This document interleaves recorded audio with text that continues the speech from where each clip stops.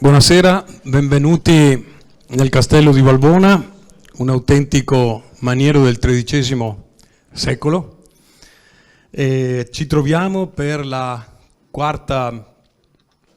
quarto incontro della terza edizione di Storia Veneta in Villa. Ci troviamo qui a parlare del nostro patrimonio artistico e con l'idea di sensibilizzare le nostre comunità all'estero rispetto a quello che noi possiamo godere, e nel turismo delle radici potrebbero godere anche i nostri connazionali e non solo. Quindi il desiderio di venire in Veneto, conoscere i suoi borghi, le ville, le dimore storiche. Ringrazio la società immobiliare Cappellotto SRL in persona dell'amministratore delegato, il dottor Luiginio Laricchia.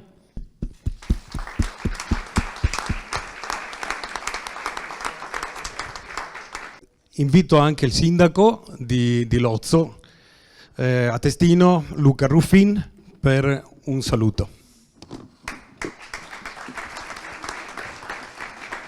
Questo castello è la nostra identità di questo paese. Noi senza castello veramente ci sentavamo senza un braccio, eravamo passare per le strade e vedere questo castello chiuso, che non aveva più vita, eccetera.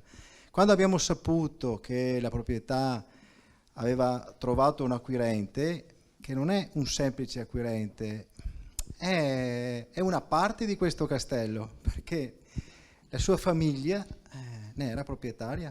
Quindi oggi avere qui Ville Venete, avere questa possibilità, un museo che diventerà itinerante, perché questo noi lo allargheremo anche a tutto il paese, addirittura c'è un progetto che stiamo portando avanti a livello di Parco Colli, sarà per noi un qualcosa che darà lustro e importanza al nostro paese, in primis, perché noi tifiamo, ma soprattutto crea un polo. Sappiate che il Castello di Valbona, all'interno del Parco Regionale dei Colli, nel piano ambientale, è considerata porta ovest dei Colli. Quindi sono 4 porte, questa è la porta ovest dei Colli del Parco Regionale dei Colli Euganei, del piano ambientale. Quindi grazie a tutti e buon lavoro. Grazie.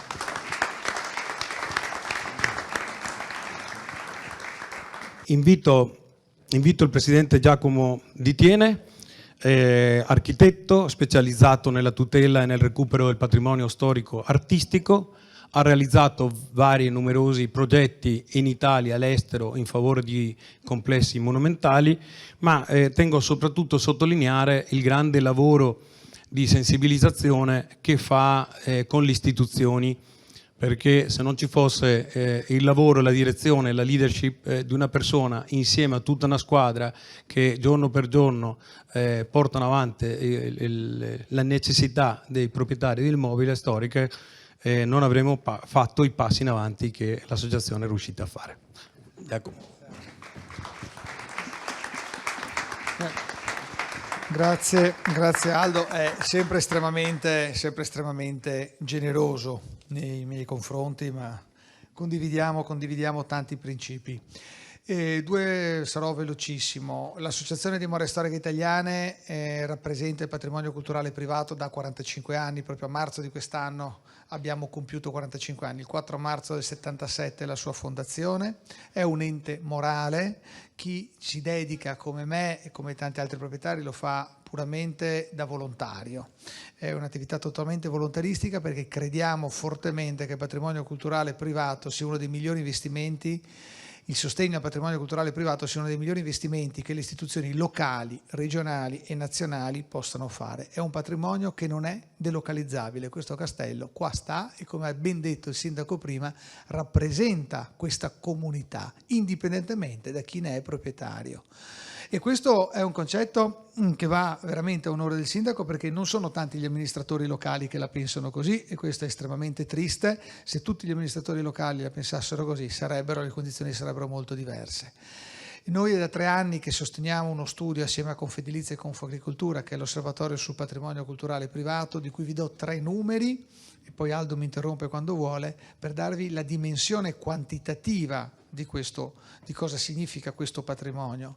Nel 2019 ci sono oltre 8.300 dimore storiche in Italia aperte al pubblico. Ricordo a tutti che i comuni sono 7.904, mi pare. Di queste 8.300 dimore, oltre il 50% sta in comuni sotto i 20.000 abitanti, il 54% per la precisione, e circa di questo il 28% sta nei comuni sotto i 5.000 abitanti. Quindi il patrimonio culturale privato rappresenta il territorio, rappresenta il patrimonio diffuso nel territorio, non sta a Roma, Venezia e Firenze, sta nei piccoli luoghi, esattamente come questo. Siamo il più grande museo diffuso d'Italia, valiamo il 50% della cultura italiana. Dico cultura, non turismo culturale, perché bisogna uscire da un altro schema troppo semplicistico. Non è che la cultura è a servizio del turismo, è il turismo che è a servizio della cultura. C'è un'opera di sensibilizzazione da fare a tutti i livelli e di cui tutti noi qui presenti siamo responsabili, perché chi è presente in questa sala in queste cose ci crede. Noi dobbiamo solo evangelizzare la società. Grazie. Grazie Giacomo per le parole, grazie Azzi per quello che fa.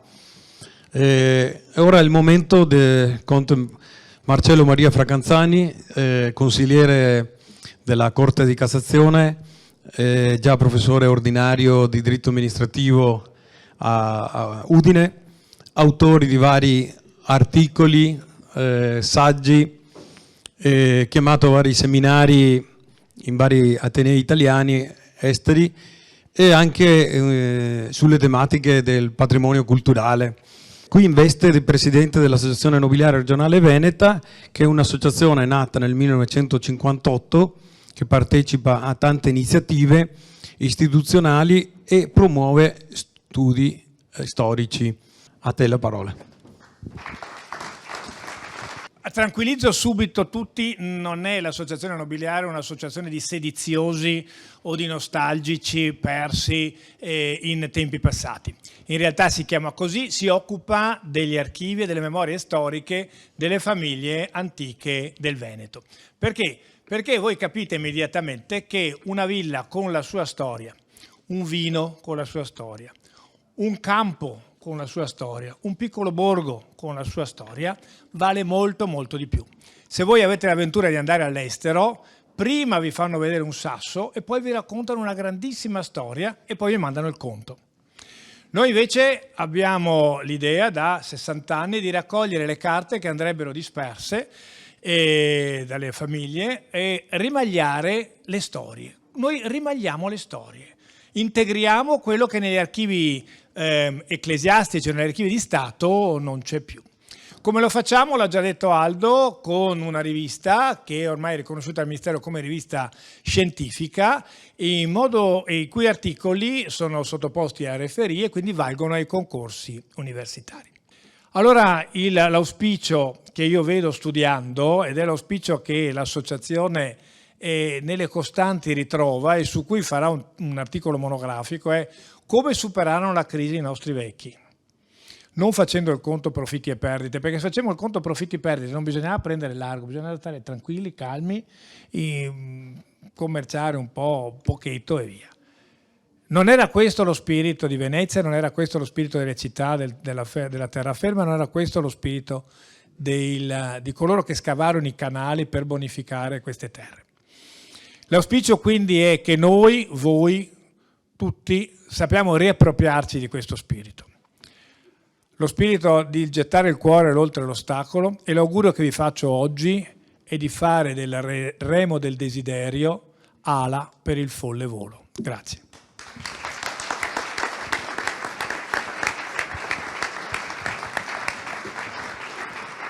Dopo queste due importanti introduzioni, questa sera ci intratterrà Maurizio Ripabonati con Viaggiare nel passato, le vie dei veneziani. Già professore di storia della medicina presso l'Università di Padova, ideatore e organizzatore di decine di convegni, eccetera, eccetera. Guadagniamo tempo e diamo subito la parola al professor Ripabonati. È bene presentarsi con le parole, non con il curriculum. Allora, Viaggiare nel passato, le vie dei veneziani. Due brevi precisazioni sul titolo. Mi sono state fatte notare perché c'è la virgola tra viaggiare nel passato. Effettivamente forse ho esagerato, è un po' ridondante quella virgola. Avevo paura che qualcuno pensasse che questo fosse una chiacchierata di fantastoria, cioè di tornare indietro nel tempo. Ma in fondo mi sbagliavo, perché fare storia è un po' entrare e utilizzare una macchina del tempo. E quindi io spero questa sera di riuscire a dimostrarvi qualcosa su quelle che sono le differenze e le similitudini fra il passato e il presente. Un altro amico, non so se più faceto o più sciocchino, mi ha fatto notare se parlavo delle calli e dei canali, perché le vie di veneziani di Venezia in fondo sono queste. Invece no, io parlerò di viaggi. Parlerò di viaggi con una eccezione, che non parlerò assolutamente dei viaggi più famosi, dei viaggi che hanno sempre attirato di più l'attenzione, cioè dei viaggi di esplorazione. E questo lo faccio anche perché ero di recente lettura, proprio in occasione di preparare questa chiacchierata con voi, della lettura di un passo della denavigazione ai viaggi di Ramusio, che poi citerò.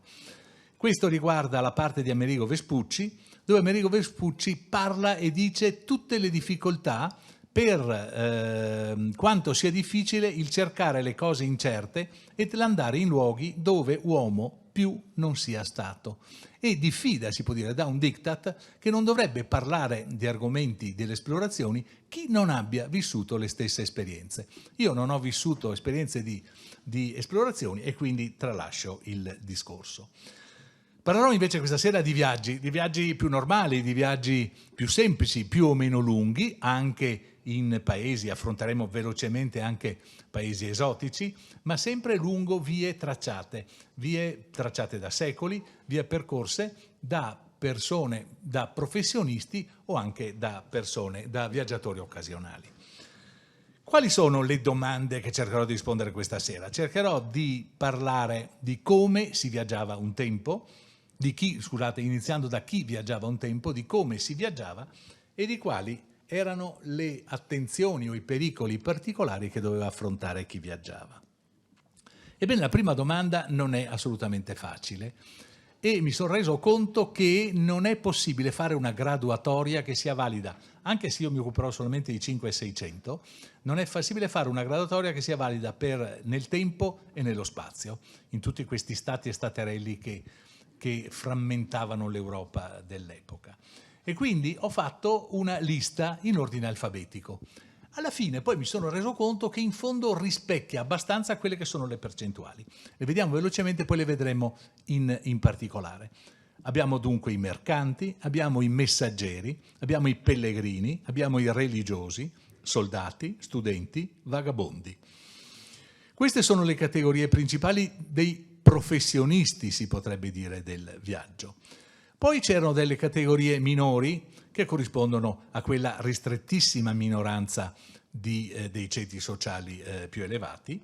Mi sono dimenticato di dire che all'epoca i viaggiatori erano una minoranza, la maggioranza era stanziale, si spostava al massimo di quel raggio che poi vedremo che poteva essere percorso in un giorno, che potremmo dire di 10-15 chilometri tra andata e ritorno.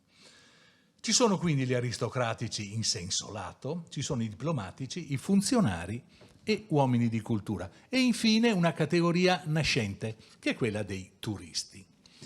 Ebbene, tutte queste categorie voi potreste dire, va bene, vanno bene per qualsiasi cosa, possono essere il napoletano o l'Olanda dei commercianti, era la stessa cosa. Con percentuali questo certamente, ma diciamo che tutte queste categorie a Venezia hanno una valenza particolare. Venezia è una città che eccelle in moltissime di queste categorie. Eccola qua la Venezia di cui parleremo. Questo è un quadro di Leandro da Bassano, mi piace molto perché a me piace molto leggere le immagini e la lettura queste immagini vanno lette, sono state create per essere lette e per essere interpretate. Ebbene qui le riconoscete tutti, io spero che vedete bene sugli schermi? Vedete che è facilmente comprensibile cosa sta succedendo. Ci sono i senatori che stanno uscendo dal Palazzo Ducale e stanno imbarcandosi nel Bucintoro per fare quello sposalizio del mare, che era la più importante delle feste civili veneziane. E stanno incamminandosi. Guardate questa prospettiva come è stata studiata bene. Innanzitutto la riva degli Schiavoni e via in giù, sembra veramente un lungomare. E il lido sembra una terra al di là del mare. La laguna è diventata un mare e il lido sembra una terra ideale lontana da Venezia. Ma quello che colpisce più di tutto, anche per la luce, è stata volutamente messa in una posizione particolare. Guardate in primo piano, di fronte a quella che all'epoca era la Zecca e che ora è la Biblioteca Marciana, vedete che ci sono dei mercanti. È la giornata più importante di Venezia dal punto di vista delle festività, eppure vedete che stanno scaricando merci e ci sono dei nobili in roba lunga. Questo sono i mercanti. In Italia non esiste una differenza tra mercanti, sono tutti mercanti, sono mercanti i grandi imprenditori, quelli che facevano l'import-export, diremmo oggi, quelli che affittavano le navi, oppure sono mercanti anche coloro che vanno di mercato in mercato e di città in città. Di tutti questi cercheremo di parlare. Però abbandono un attimo quella lista, quell'elenco che avevo fatto prima in ordine alfabetico e parto dai diplomatici. Parto dai diplomatici perché questa, se tutte sono attività caratteristiche di Venezia, quella dei diplomatici lo è in maniera particolare. Gli ambasciatori sono sempre esistiti nella storia dell'umanità. Gli ambasciatori andavano a rendere omaggio ad un nuovo re, come vedremo, ad un re appena nominato, come vedremo adesso, si occupavano di matrimoni fra famiglie regnanti che erano delle nozze di Stato, si occupavano di dichiarare guerra o di stilare una pace. Ebbene, Venezia è stata il primo grande Stato, la prima grande potenza a utilizzare, a ideare i diplomatici stanziali, quelli che chiamava diplomatici ordinari. Gli straordinari sono quelli che dovevano sopperire a queste esigenze di tipo politico, mentre invece quelli ordinari erano quelli che risiedevano stabilmente in una città. È una grossissima idea, un grossissimo cambiamento nel modo di vedere i rapporti tra le nazioni. Tutte le città importanti avevano un'ambasciata, c'era Roma, c'era Parigi, Londra ovviamente, anche città minori, come anche minori in senso ovviamente relativo, come Firenze o Milano avevano. Certamente quelle più importanti però erano le capitali del Medio Oriente, Cairo, Aleppo e Costantinopoli soprattutto. Ebbene, qui vi mostro un'immagine dell'entrata in ambasciata del bailo. Quello di Costantinopoli aveva addirittura un nome suo, si chiamavano i baili. Il bailo di Costantinopoli è preceduto da un shaus che era un emissario del sultano, diciamo un ufficiale di collegamento. E dietro di lui ci sono i segretari e tutto il suo corteggio. Questo è interessante perché vedete che l'ambasciatore residente aveva una struttura che gli permetteva di svolgere il suo lavoro. Non abbiamo tempo di soffermarci sulle immagini, come dico è bello leggere le immagini. Qui in prima fila c'è una F, la spiegazione dice fanciulla, e qui invece c'è un altro piccolo monumento scritto tomba. Io questo non riesco a spiegare cosa volesse dire l'autore di questa immagine, forse che anche gli ambasciatori, che spesso erano scapoli perché non si portavano dietro, era difficile che un coniugato facesse delle scelte, anche perché era certamente pericoloso, come poteva dimostrare anche la tomba. Dove modo che i veneziani facessero le cose fatte bene lo sappiamo. Padova abbiamo l'orto botanico più antico ancora in sede, abbiamo il teatro anatomico più antico ancora in sede. Ebbene, la sede dell'ambasciata italiana è ancora a Palazzo Venezia a Costantinopoli, nel quartiere di Pera. Dicevo prima, parlavamo anche dei funzionari. Ebbene, proprio ingrandendo queste immagini di prima, vediamo i segretari e dietro, l'ultimo tagliato fuori dall'immagine, è l'inizio del corteggio. Ebbene, i funzionari erano una categoria importantissima di Venezia. Erano i cittadini. Non pensate però che tutti i veneziani fossero cittadini, come ci potrebbe spiegare bene, meglio di me, Marcello Fracanzani. I cittadini erano coloro che venivano iscritti nel libro d'argento. Tutti conosciamo il libro d'oro che raggruppava i nobili. Ebbene, coloro che, anche se la famiglia non era originaria di Venezia, ma risiedevano da più di 3 generazioni a Venezia, avevano sempre svolto attività liberali, non avevano avuto problemi di nessun tipo, venivano iscritti nel libro d'argento e questi potevano svolgere queste funzioni importanti. Erano, diciamo, come i funzionari dei ministeri di oggi, erano la continuità in un sistema amministrativo come quello di Venezia che aveva un turnover rapidissimo delle cariche. Non perché fossero degli inetti, ma perché erano molto astuti. Nessuno rimaneva in carica più di 18-24 mesi. Se no si potevano creare quelle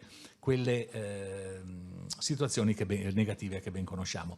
Io ne porto solamente uno, Ramusio, perché poi citeremo anche un suo antenato, Giovan Battista Ramusio, è quello di cui ho letto prima una piccola frase. Aveva cominciato come segretario delle amministrazioni minori ed era finito come potente segretario del potentissimo Consiglio dei 10. E nel frattempo era anche riuscito a scrivere un'opera monumentale in 3 volumi, di cui uno verrà pubblicato postumo, che si chiama Delle navigazioni e viaggi. Vedete quindi l'importanza di questo personaggio che aveva seguito vari ambasciatori. Molto spesso i segretari, capiate, non erano aristocratici, ma potevano in caso di necessità sostituire l'ambasciatore. Quindi erano abbastanza importanti. Di questo corteggio, scusate, non carteggio, ma corteggio degli ambasciatori facevano parte un sacerdote, un medico, un farmacista ed un chirurgo, i quali dovevano occuparsi ovviamente dell'ambasciatore, del personale dell'ambasciata, dei veneziani, degli altri occidentali se parliamo di Costantinopoli ed eventualmente anche potevano arrotondare lo stipendio curando anche i locali. Ebbene, quello dei medici della Nazione Veneta, come veniva chiamata, sono dei personaggi molto importanti perché sono stati, con questi loro viaggi, chiamiamoli pure di esplorazione, sono stati dei veicoli di esportazione delle idee innovative che erano partite dall'Italia, da Padova soprattutto e da Venezia, e anche importare molte notizie importanti. L'ultimo che vedo lì a destra è Prospero Alpini, il penultimo. Prospero Alpini è un marosticense, è stata citata Marostica, città murata. Ebbene, città Marostica ha dato ben 2 medici d'ambasciata, Cornelio Bianchi e Prospero Alpini. Prospero Alpini è il più noto dei 2, anche perché Cornelio Bianchi pensava più che altro alla professione, mentre Prospero Alpini ha vissuto tutta la vita di rendita, tra virgolette, pubblicando ben 5 libri sulla sua esperienza in Egitto, ed è noto soprattutto per avere importato l'uso del caffè. Voi capite che non sono cose da poco. I mercanti sono quelli che viaggiavano più di tutto, ovviamente, e Venezia non occorre che vi dica quanti mercanti mandava in giro, ma quanti mercanti anche ospitava. Qui vi ho mostrato solamente 4 immagini del Grevenbroich, quelli che attiravano più l'attenzione, anche che erano i più frequenti. Vedete l'arabo, vedete il turco, vedete un armeno e vedete un greco ortodosso. Ebbene, queste erano delle comunità che venivano tollerate, che venivano aiutate, che venivano supportate. Pensate per esempio al fondaco dei turchi e al fondaco dei tedeschi, cioè si sopportavano a Venezia delle persone di religione diversa, come potevano essere i protestanti tedeschi o potevano essere gli islamici. Ebbene, andiamo avanti e vediamo, sono da Indrio, scusatemi, mi sono perso, un attimo di panico, non va più avanti la situazione, eccoci qua, dai che ci siamo. Messaggeri. Con messaggeri raggruppo tutti coloro che per professione portavano messaggi, ma anche pacchi, anche involti in balli, come si diceva all'epoca. È proprio in questo periodo che questa funzione viene statalizzata, viene formalizzata, ma diventa anche un'attività privata. Pensiamo per esempio alla famiglia Tasso, da cui deriva il nome Taxi, che era una famiglia di bergamaschi, poi è diventata Turnus Taxis in Germania, Torre Tasso in Italia, esiste tuttora, i quali avevano, si può dire, il monopolio della spedizione di messaggi. Ebbene, grazie a questo, vedete questo itinerario, aggiungovi in modo che può essere utile però anche a segretari e se è utile anche a mercanti e a religiosi, anche perché venivano tracciati i percorsi. Abbiamo poi i pellegrini erano tutti quei laici che sentivano l'esigenza di raggiungere dei luoghi religiosi. Potevano essere dei viaggi brevi, viaggi brevissimi, viaggi in giornata, come dicevamo prima. Nel Padovano si raggiungeva la Basilica del Santo, il santo taumaturgo per eccellenza, oppure a Vicenza si raggiungeva la Madonna di Monteberico. Ma molti pellegrini partivano dalle nazioni del nord Europa per raggiungere la Terra Santa. Ebbene, per tutti questi Venezia era un punto di imbarco.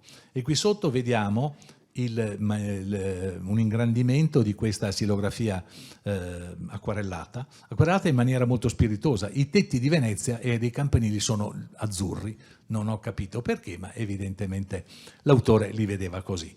E qui sotto vediamo le navi, le grandi galee con il quale si andava verso l'Oriente. Pensate che in poche centinaia di metri quadri, come per esempio questa sala, potevano viaggiare qualcosa come 200, 300, 400 persone, di cui molte erano incatenate ai remi, e vabbè, anche se non dovevano remare tutto il giorno. Poi c'erano i religiosi. I religiosi per lunga tradizione si spostavano di luogo in luogo, ma soprattutto io qui mi riferisco agli ordini predicatori, che erano molto importanti e che si spostavano di luogo in luogo per portare la loro parola. Abbiamo poi i soldati. Pochissimi stati all'epoca avevano un esercito, anzi nessuno stato all'epoca aveva un esercito stabile, tranne pochi specialisti, e quando scoppiava la guerra venivano assunti dei mercenari. Mercenari che, quando erano sotto il pugno di ferro di un bravo comandante, erano ordinatissimi, ma appena finiva la guerra diventavano degli sbandati e diventavano dei pericoli per i viaggiatori. Poi c'erano gli studenti.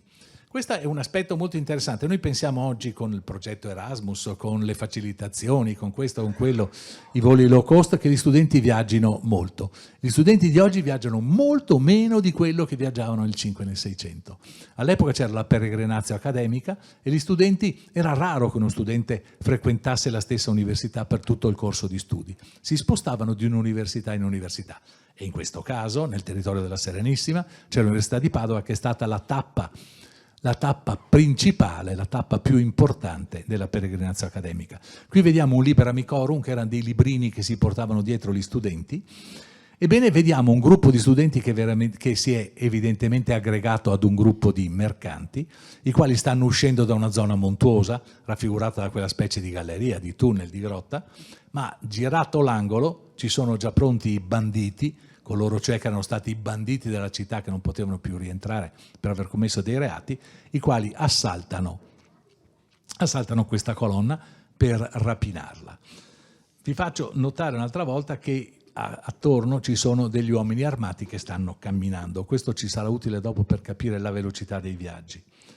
Uomini di cultura. Ebbene, Venezia e Padova non hanno niente da invidiare, come dicevamo prima, sono state delle capitali.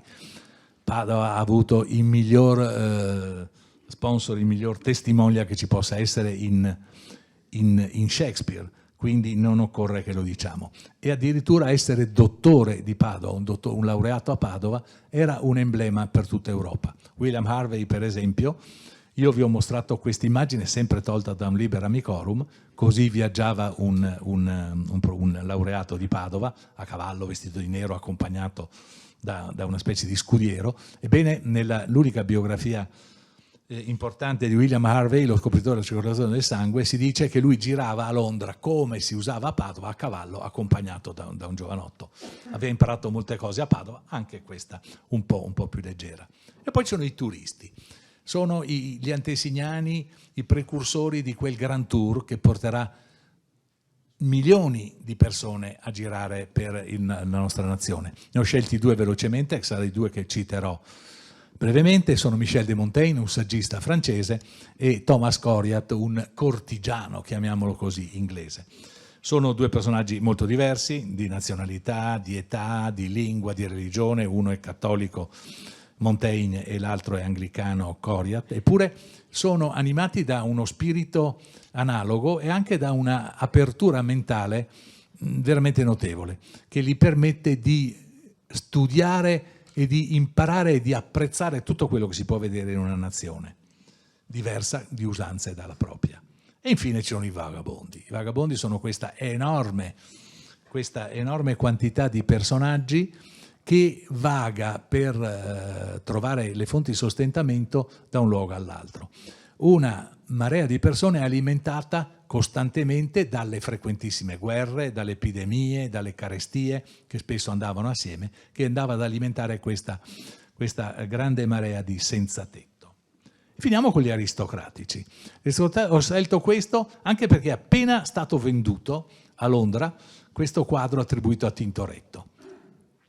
E l'ho scelto perché sono due giovani, non si sa se siano un padre, un figlio o due fratelli, e raffigurano questa giovane, questa nuova aristocrazia che si sta allontanando dai commerci per gettarsi nell'agricoltura. L'aristocrazia mercantile alla metà del Cinquecento si allontana, d'altra parte la perdita di Cipro era prevista, prevedibile, ma è stata certamente traumatica. Guardate la distanza che c'è fra Venezia e Cipro, era impossibile mantenere un dominio che era a pochi chilometri dalla costa ottomana. E d'altra parte Venezia imparò subito che gli erano preclusi i viaggi transoceanici, che erano appannaggio monopolio della Spagna e del Portogallo. Quindi si allontanò anche dalla mercatura per iniziare una vita agraria. Io qui approfitterei di avere Giacomo Di Tiene per sapere se lui sa se esiste uno studio che dica qual è la distanza da Venezia delle ville, soprattutto delle prime. Perché secondo me, anche qui, come vedremo dopo, la distanza è molto importante. Io qui ho tracciato, così alla buona, un semicerchio che indica la distanza di 25-30 km, vediamo, io penso che le prenda dentro gran parte. Beh, il veronese rispetto a Venezia è più... Certo, io parlo delle prime. Sarebbe bello vedere quali sono le prime, a che distanza sono e via via se si allontanano. Io penso che sia un po' così, ma adesso vedremo perché dico. Come erano i viaggi? I viaggi possono essere definiti con 3 aggettivi, molto semplici. Erano lenti, erano scomodi ed erano pericolosi. Tanto noi oggi ci lamentiamo di una coda in autostrada o di qualcosa. Lenti perché? Lenti perché la stragrande maggioranza viaggiava a piedi. Addirittura Coriat, come vi ho detto prima, con il classico humor inglese, addirittura nel suo libro, in quello abbiamo visto, che si chiama Crudities, cioè crudezze, fa una illustrazione delle scarpe che lo hanno accompagnato in giro per l'Italia e le laurea, cioè attribuisce un'importanza a queste sue scarpe. Ma altrettanto lenti e così erano anche i viaggi fatti a cavallo, né più comodi erano quelli fatti su mezzo, su ruote. Io parlo di carri perché le carrozze erano ancora molto poche e le carrozze si distinguevano per molto pochi particolari dai carri. Parlavamo di velocità, anzi meglio di lentezza. Ebbene, allora adesso vi do una cosa che forse colpirà qualcuno. A piedi un passo è di circa 74 cm, è chiaro che è un passo medio. Io mi sono riferito al passo classico, al passo dell'antica Roma, al passo dove c'era il passo doppio 148 cm, che corrispondeva 1000 passi doppi, corrispondevano ad un miglio, il miglio che ancora oggi noi conosciamo. Ebbene, un uomo allenato fa 100 passi al minuto. Mi sono tenuto su 100, ma sono anche 100, 110 o 120. In modo facciamo solamente 100 passi, facciamo 100 passi al minuto, sono 4400, che diventano 26 km nell'arco di 6 ore. Gli ho dato 6 ore perché c'è anche il tempo di rifocillarci, c'è il tempo di fermarsi sotto l'albero, a espletare le proprie necessità fisiologiche, e non ho messo più ore, non tanto per la capacità o l'incapacità di sopportare di più il viaggio, ma perché si viaggiava sempre solamente con il sole, e quando ci si avvicinava la possibilità del tramonto si doveva essere arrivati, perché non si rimaneva all'aperto o lontani da una qualsiasi abitazione nelle ore notturne. Ebbene, a cavallo i cavalli fanno al passo 5 km all'ora. E anche un cavallo di solito non può essere cavalcato più di 6 ore. Qui parliamo di cavalli di proprietà, non parliamo di cavalli di posta, che erano molto più sfruttati e sottoposti ad uno stress. Quindi vedete che la differenza fra cavallo e piedi non è molto. D'altra parte lo dimostrano tutte le immagini in cui si vedono i cavalieri che sono accompagnati da un palafreniere, diciamo, che all'altezza delle staffe c'è uno che li sta accompagnando. Li sta accompagnando perché è pronto ad accudire al cavallo quando si ferma, è pronto a difendere il padrone o il suo datore di lavoro e così via. Le carrozze, d'altra parte, erano scomodissime perché non c'era nessun sistema di ammortizzazione. Si era tentato con qualcosa di mettere delle cinghie di pelle, ma duravano pochissimo, poi vedremo le strade. Si era cercato qualcosa con delle sverghe, dei semicerchi d'acciaio, ma non funzionavano. E d'altra parte le carrozze non sono scomode, ma non sono più veloci. Qui vediamo, calcoliamo tutto. Il tipo di animali da tiro, cavalli o asini o buoi, il numero e la forza degli animali, anche questo è imponderabile ma va calcolato, il tipo di veicolo, i carri possono essere tirati solamente al passo dai cavalli, mentre invece le carrozze possono fare anche dei brevi tratti al trotto, dal peso del veicolo e dal carico e dalle condizioni delle strade. Ebbene, la media, anche in questo caso credetemi, è di circa 5 km all'ora. Non si va oltre questo, il che comporta che in una giornata si facevano circa 26, da 25 a 30 km, la distanza che c'è fra Padova e il castello di Valbona. Marcello, un giorno ci avresti messo a venire qua. Com'erano le strade? Le strade principali erano le strade romane che non erano più manutenute, che bel termine che sto utilizzando, e quindi erano pressoché abbandonate a se stesso. In questo caso le vedete restaurate, ristrutturate, ma anche così voi capite cosa voleva dire cavalcare o viaggiare su un carro su queste masegne. Ci sono dei tentativi. Il Branca, per esempio, ha scritto un'opera che si chiama Macchine, con C solo, e lui aveva predisposto alla fine del Cinquecento, aveva ideato un carro che utilizzava il giunto cardanico da poco ideato da Girolamo Cardano, medico padovano, laureato a Padova, grande ingegno. Io dubito fortemente però che su questo terreno ci potesse essere qualcuno che dormiva, come vediamo questo passeggero fortunato su questa specie di letto su ruote. Invece i guasti sappiamo che erano costanti, si rompevano le ruote, soprattutto si rompevano gli assi, si rompevano i giunti, si rompevano i guarnizioni che legavano i cavalli al carro.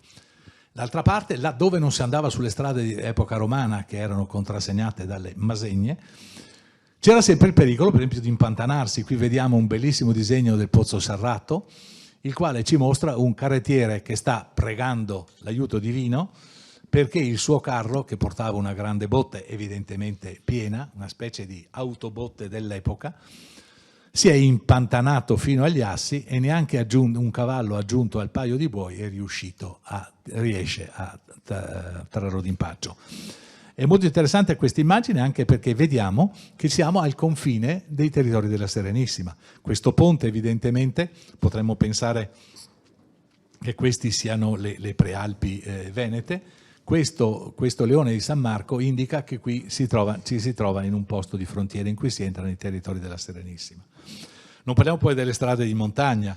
Questa è la via Priula, che collegava le valli del Lombardo-Venete con gli amici cantoni svizzeri. È una strada che è stata voluta dal doge Priuli. I veneziani erano molto oculati, ma in questo caso è la prima volta che trovo che hanno sforato. Dai 20.000 ducati che doveva costare ne hanno spesi 80.000. Di solito invece addirittura c'erano degli avanzi, facevano i conti così bene che qualche volta avanzavano anche ISO. Ad ogni modo, voi capite cosa voleva dire percorrere questa strada. Questa non è carreggiabile, questa si può fare solo a dorso di mulo a piedi, però per dire come lavoravano bene i veneziani, guardate questo rifugio, c'è ancora. Alla caduta di Venezia è stato scritto che per 200 anni ha servito, sta ancora servendo, sono passati altri 200 e più anni e sta ancora servendo la comunità. Qui invece abbiamo la descrizione del percorso che si era da Venezia a Basilea, uno dei percorsi più importanti per raggiungere il centro Europa. Questo è tolto da un libro di Guglielmo Grattaroli, che ha scritto il primo libro di medicina dedicata ai viandanti, medicina odeporica. Potrei riassumerlo in pochissime parole. È banalissimo, ma molto attuale. Dà tutti quei consigli che ci sono anche adesso: mangiare poco prima di partire, non bere assolutamente alcolici perché danno una sensazione di forza ma ottenebrano le cose, non mettersi subito a tavola quando si arriva, non fare questo, non fare quell'altro, esattamente quello che chiunque di noi potrebbe dire, dice ai nostri figli o i genitori hanno detto a noi. Ebbene, vediamo che i veneziani preferivano il passo del Brennero perché era un passo percorribile quasi tutto l'anno, tranne che in pieno inverno, con i carri. Non dovevano quindi scaricare dai carri, caricare sulle somme e così via. I pericoli del viaggio. I pericoli del viaggio erano, abbiamo già detto, i banditi e gli sbandati. I banditi erano quelli che erano stati, ancora 5 minuti e poi 10 minuti, alle 8 io finisco. Bene? I banditi erano coloro che avevano commesso dei reati ed erano stati allontanati dalle città con l'obbligo di non tornarvi, mentre invece gli sbandati erano quei soldati in quei periodi in cui non avevano un ingaggio ufficiale, che dovevano pur mantenersi da vivere, e quindi rapinavano. Rapinavano quando erano assoldati e rapinavano quando non erano assoldati. Ovviamente cosa attirava?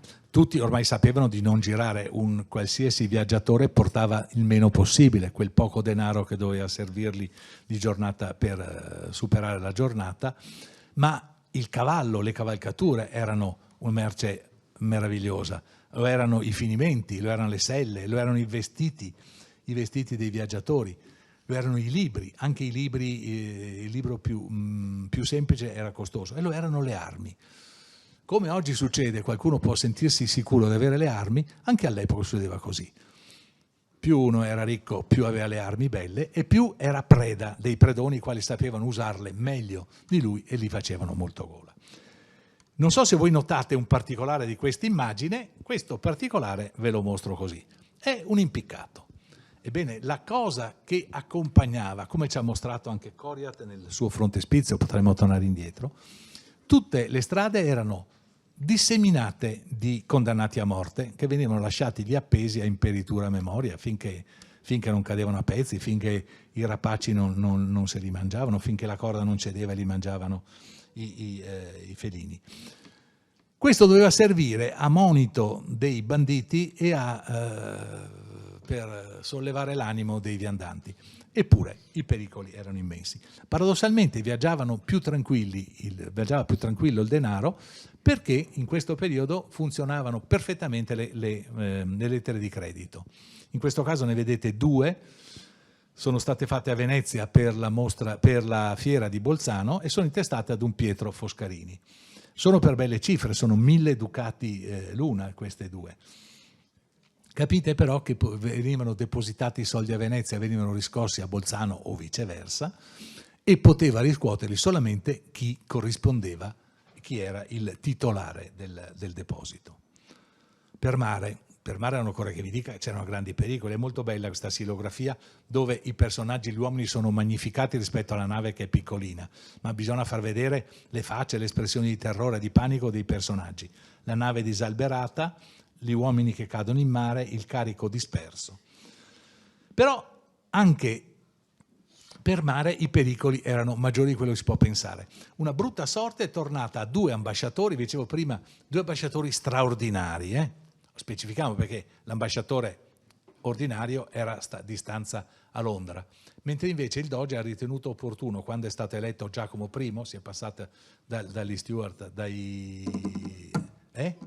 Tudor agli Stuart, di mandare una sua ambasciata per congratularsi. I 2 ambasciatori partono da Venezia e, giunti a Brescia, Pietro Duodo scelse la strada più comune, che era quella via Alpina, mentre Niccolò Molin, come riferisce la cronaca, preferì non passare per i monti. Non dicono perché, ma noi lo sappiamo, aveva paura dei disagi del valico e anche dei banditi. Quindi andò a Genova e di là a Marsiglia, ma ebbe nel tragitto la sventura di cadere nelle mani di pirati inglesi, sorte terribile, lui andava in Inghilterra con la signor Ray, l'hanno preso gli inglesi, che lo depredarono di ogni cosa.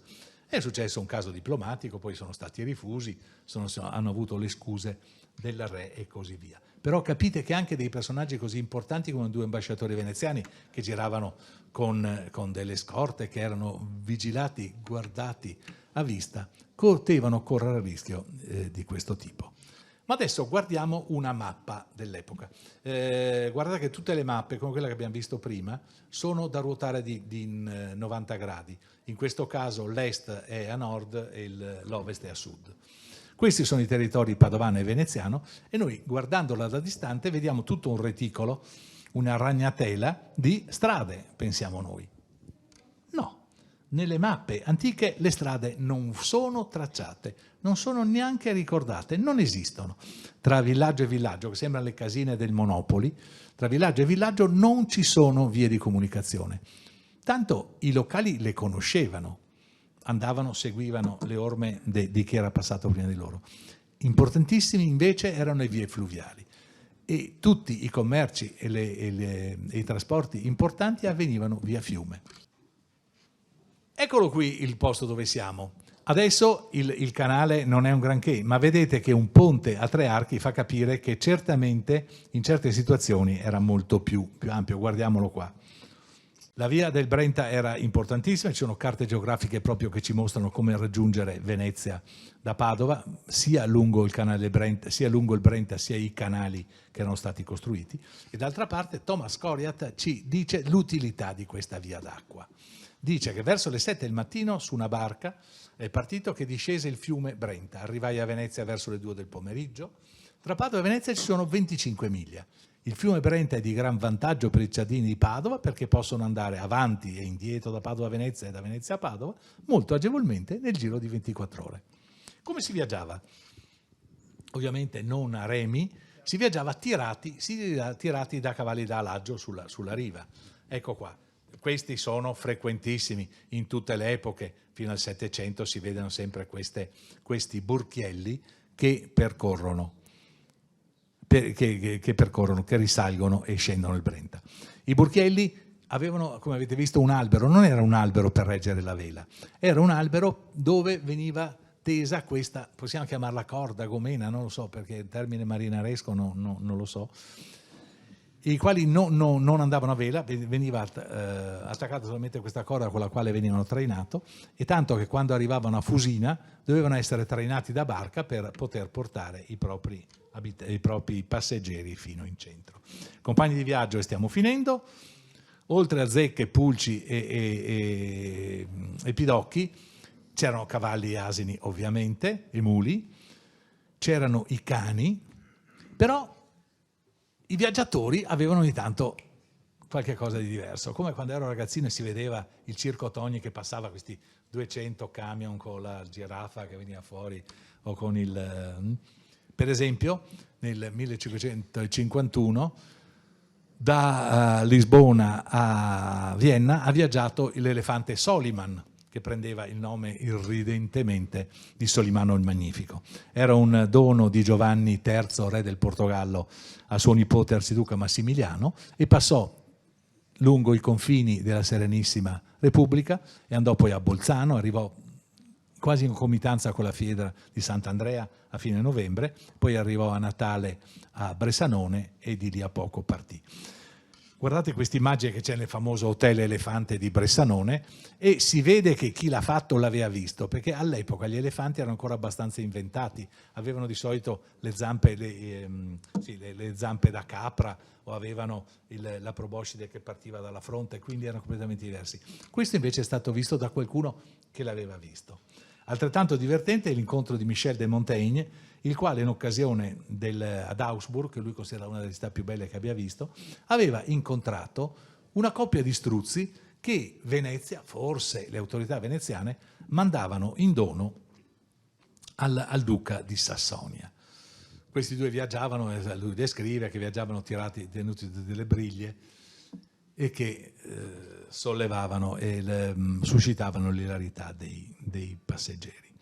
Certo che il grande pericolo, sbordo forse di 2 minuti, ho sbagliato, di solito scocco il secondo, questa non l'avevo fatta.